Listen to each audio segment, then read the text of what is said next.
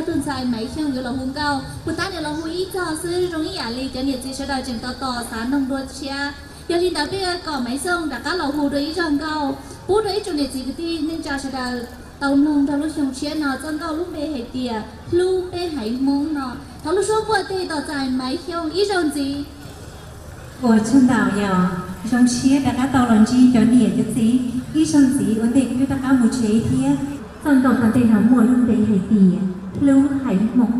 ，thọ một buổi tăng thọ được bị chồng một sợ đời, chỉ hay nhớ tới kiểu số nó, mình cả tê thấy tê rồi tê nhá là tê rồi, tê chừng rồi đi hay mông, đi tới xí lưu, trả về luôn đi mông, này, ở trong đó.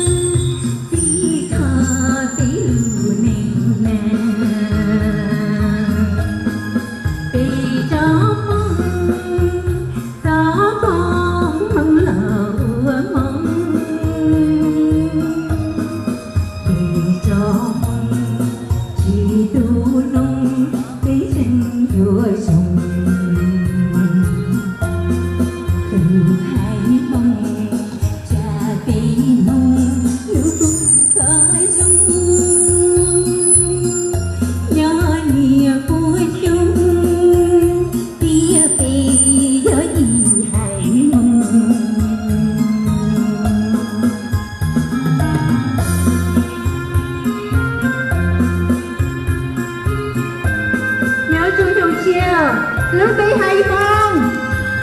Đâu xe? Với thằng nào? của chân đạo này.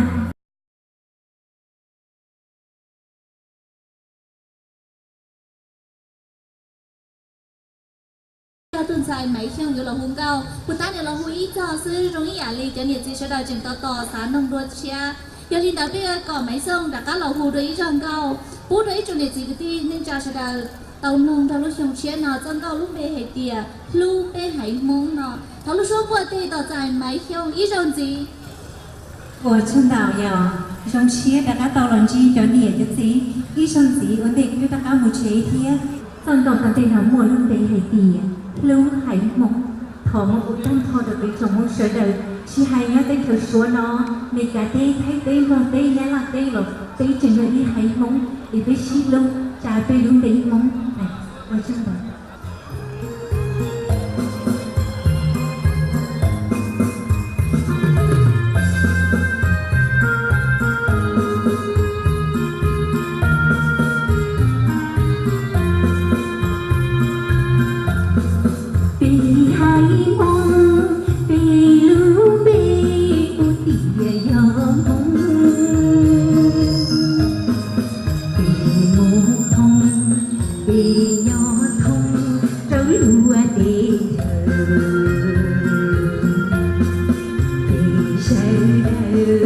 bùa tao ra kia bùa tao ra mà bây giờ tao xin luôn bị phải lúc bị mộng thiên nhiên cuộc sống và phải lúc bị mộng lo khó phía bà mình